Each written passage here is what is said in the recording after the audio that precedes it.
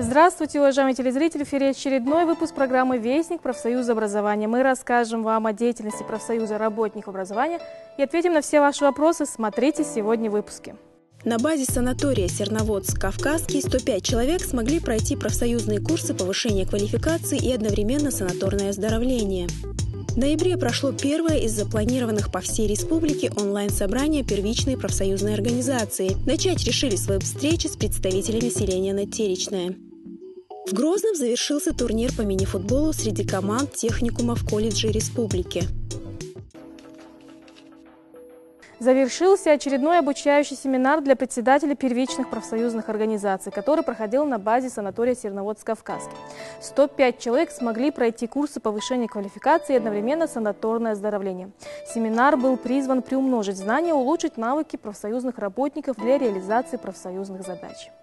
В работе семинара приняли участие представители органов законодательной и исполнительной власти, представители научной и творческой интеллигенции, а также общественные деятели. В лекторскую группу входили и специалисты Риссовета профсоюза. Участники отметили, пройти обучение и оздоровление одновременно – это уникальная возможность для учителей, особенно на фоне развернувшегося кризиса в стране. Именно по этой причине до сих пор не исполняются некоторые пункты закона об образовании, касающиеся повышения заработной платы учителей и оказания им социальной поддержки. Задача каждого из присутствующих – извлечь из этих семинаров максимальную пользу для себя. Программа семинара была насыщенной, интересной и содержательной. Она включала в себя все стороны жизни современного профсоюзного коллектива. Работа профсоюзного кружка, дело производства в первичной организации, правозащитная работа, трудовой договор, деятельность и функции ревизионных комиссий и казначеев, закон об образовании в Российской Федерации, деятельность Фонда социальной поддержки учителей, вопросы труда и заработной платы и тарификации и о многом другом. На встречу со слушателями обучающего семинара приехал и министр образования и науки Исмаил Байханов. Он рассказал, на каком уровне находится сегодня система образования в республике и о ее перспективах. Образование в регионе переживает не лучшие времена, отметил он. В частности, речь идет о едином государственном экзамене. По его словам, за последние несколько лет результаты сдачи ЕГЭ в Чеченской республике значительно ниже средних показателей по стране. Министерство, наряду с другими образовательными ведомствами, прилагает все усилия, чтобы сдвинуть ситуацию с мертвой точки и повысить динамику развития образовательной системы. És dajahrahnom некоторым важным вышло, царствован экзаменация, царствован аттестат получится лично. Уж общество, по республике, трех проблем появилось. Ну дальше. Олег, если таран аттестат бессмертного кирина, и практически, знаете, вот не сдать базовую математику, это надо еще постараться. Со школы я кондукаю, вот я для себя неделю один раз даю математику, русский язык и просто общество знаний. Вот базовую математику это надо попытаться не знать. У нас в прошлом году базовую математику не сдали 75%. Когда вводили в ЕГЭ, не учитывали реальные субъективные и объективные причины Чеченской республики. Например, все так живут левые, и дети, которые вот вчера еще сдавали ЕГЭ, это были дети войны. Про сегодня мы уже не можем говорить. Поэтому вот да, действительно, на самом деле, давайте мы вспомним, в каком ситуации находилась ваша школа,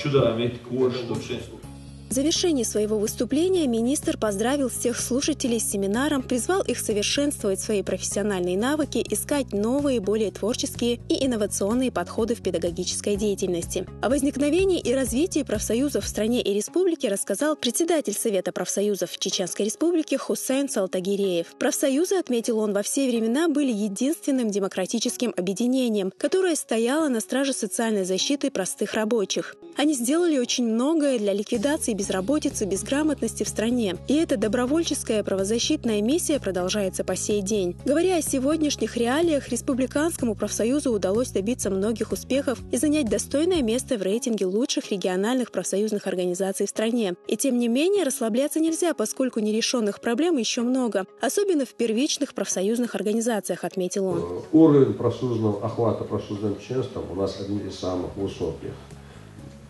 Значит, уровень у нас сегодня подписано заключенных коллективных договоров 1567. Значит, 62 соглашения, это отраслевые и региональные. Главная наша задача как раз добиться того, чтобы выполнялся трудовой кодекс, чтобы были созданы нормальные, безопасные условия труда, чтобы теперь провели специальную оценку условий труда. Значит, раньше это называлось аттестация рабочих мест. Чтобы зарплату правильно начисляли, вовремя выдавали, чтобы отпуск был согласован, по графику предоставляли, чтобы по возможности там больше там, повысили и зарплату там, и так далее. Если мы этим не будем заниматься, то вторая часть, ну, это уже не совсем профсоюз, как минимум. Я знаю, что вы этим занимаетесь и будете заниматься, да, Аллах. Председатель организации профсоюза Хизир Герзелеев отметил, что каждый уполномоченный должен четко представлять себе круг своих обязанностей. Чтобы работа шла более результативно, желательно, чтобы каждый уполномоченный работал только в одном из 10 направлений. Вы не должны забывать, что одной из приоритетных целей нашей работы является повышение заработной платы работникам образования. Но это станет возможным, если ваша деятельность на местах будет системной и весь комплекс проблем, решением которых занимается комитет, вы будете постоянно держать на контроле, отметил он. Занятия сопровождались дискуссионными площадками. После обеда проходили лечебные процедуры, а завершался день культурной программы. Она была составлена таким образом, чтобы слушатели семинара могли совмещать полезное с приятным. Нас обслуживали хорошие врачи, кормили очень вежливые, милые и достойные уважения работники и обслуживающий персонал курорта, делятся участники семинара. После подведения итогов семинарской работы все участники получили свидетельство о повышении квалификации. Участники семинара обменивались адресами, телефонными номерами и расставались, оставляя самые теплые и яркие впечатления друг о друге. Профсоюзе уделяют большое внимание обучению председателя-первичек. Открыли совсем недавно специально для них компьютерные курсы. И на то есть серьезные причины. Профактивисты работают в разных уголках республики, и собирать их в Грозном порой бывает очень сложно. Именно поэтому они должны уметь пользоваться компьютером и интернетом. В ноябре прошло первое из запланированных по всей республике онлайн-собраний. Начать решили с веб-встречи с представителями селения Надтеречное. Добрый день, дорогие коллеги. Рад вас приветствовать. Сегодня вместе с работниками аппарата Республиканского совета профсоюза мы примем участие на вашем собрании. Мы тоже предупредили своих коллег о том, что если возникнут в ходе нашего собрания вопросы, чтобы непременно эти вопросы вам задавались. По эту сторону монитора собралось почти все руководство профсоюза образования республики. Обсуждали вопросы единой повестки дня. В частности, речь шла о задачах, поставленных 7-м съездом Общероссийского профсоюза образования и то, как они реализуются. Но основным в повестке было обсуждение действий профсоюза с целью добиться безусловного исполнения закона Чеченской Республики об образовании в Чеченской Республике. В частности, обеспечение мер социальной поддержки педагогических работников, реализация которого на сегодняшний день приостановлена.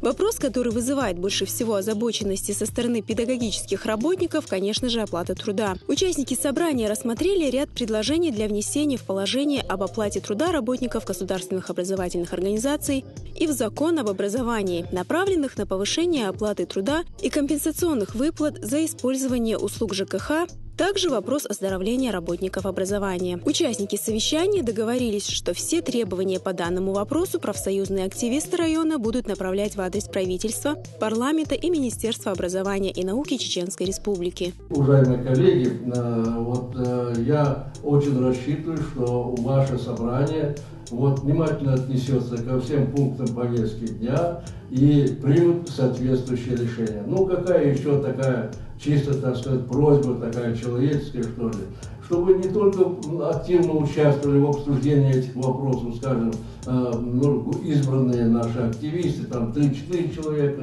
а чтобы вы, каждый из вас здесь сидящих на собрании, заинтересованно и активно подошел к обсуждению тех вопросов, которые вы поставили в повестку дня. Я желаю вам больших успехов, желаю того, чтобы у вас и дела на работе, дела и дома шли успешно. Спасибо большое. Защита прав членов профсоюза, юридическая консультация – это работа правозащитного отдела. Давайте посмотрим, с какими вопросами к ним обращаются работники образования. Юристы ответят на любой вопрос в сфере охраны труда, социального блока, пенсионного обеспечения и на другие вопросы. Когда я защищала высшую квалификационную категорию, я работала учителем химии и биологии. Спустя некоторое время я взяла часы математики. Но администрация школы сообщила мне, что эти часы будут оплачиваться без учета моей высшей категории. Законно ли это? Квалификационная категория присуждается к должности учитель, а не к должности учитель биологии или какого-либо другого предмета.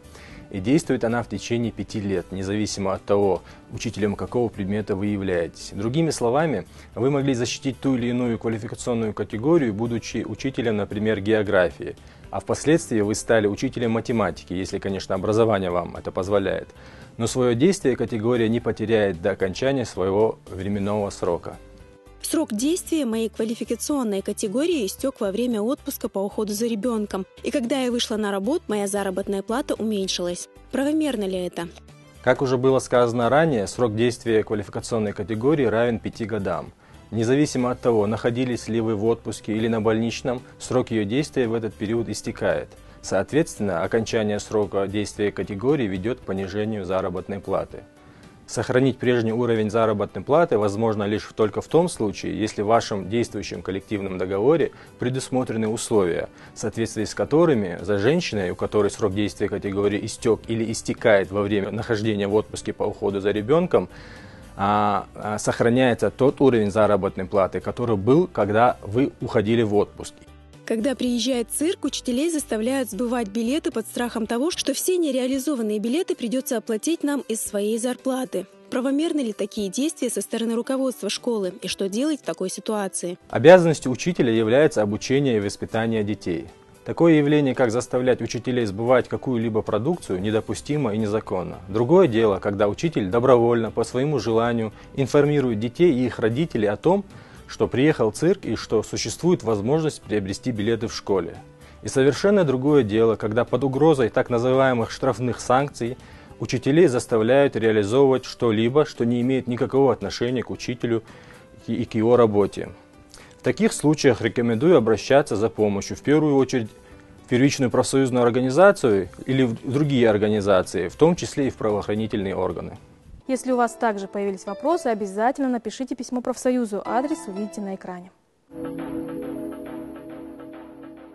В Грозном завершился турнир по мини-футболу среди команд техникумов и колледжей республики. Этот праздник для юных любителей популярной игры организовал профсоюз образования республики. Смотрим сюжет. Мы, зрители, которые будем наблюдать за вами, тоже получим соответствующее удовольствие. Я желаю вам хороших стартов, желаю хорошей, честной игры. И активной игры, боритесь за мяч, боритесь за гол, и тогда будет все интересно.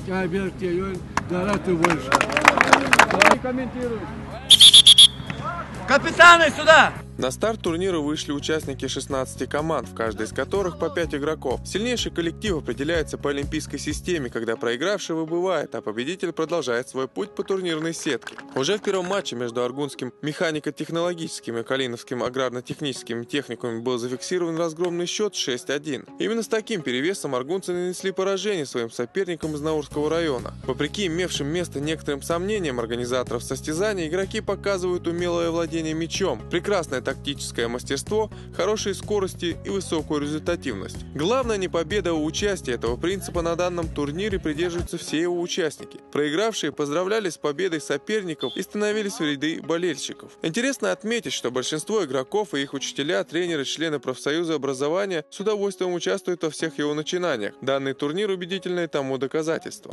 Сегодня у нас тут участвует 16 команд со всей республики. Непосредственно именно в этих командах участвуют члены профсоюза.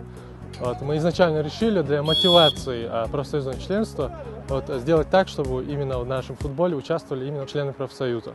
Основными целями и задачами нашего турнира являются повышение спортивной грамотности нашей молодежи, подрастающего поколения, а также в рамках реализации республиканской единой концепции по духовно-нравственному воспитанию, а также нашей целью является популяризация мини-футбола среди студенческой молодежи среднего профессионального образования. К сожалению, именно к студенческой молодежи среднего профессионального образования все-таки по сравнению с вузовской молодежью меньше внимания. И поэтому профсоюз образования решил обратить свое внимание именно к студенческой молодежи с профессионального образования, техникума и колледжа.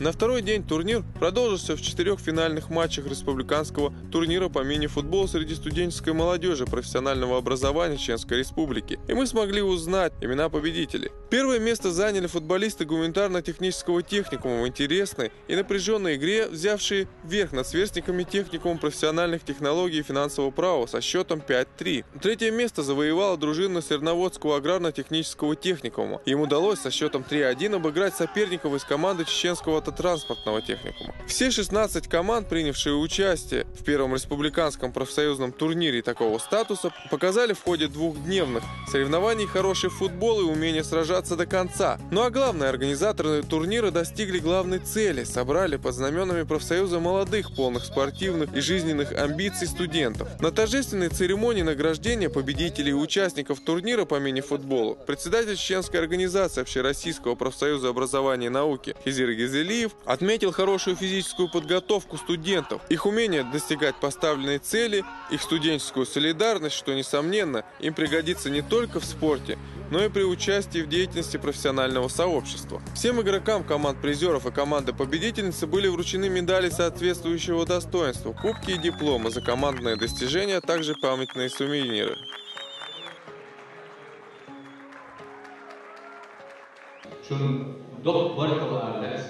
Мы благодарны вам за то, что вы проявили инициативу проведения соревнований. И мы сегодня отличились на этих соревнованиях своими физическими и техническими возможностями. Победители также пригласили и в техникум профессиональных технологий, финансов и права города Грозный на встречу с руководством профсоюза образования, где снова чествовали ребят. Участников турнира наградили индивидуальными дипломами и футболками с номерными знаками. Это все, что мы успели вам рассказать. За кадром, как всегда, осталось еще много интересного, но у вас есть шанс увидеть все на сайте resavет.ru. До новых встреч. Адикелш.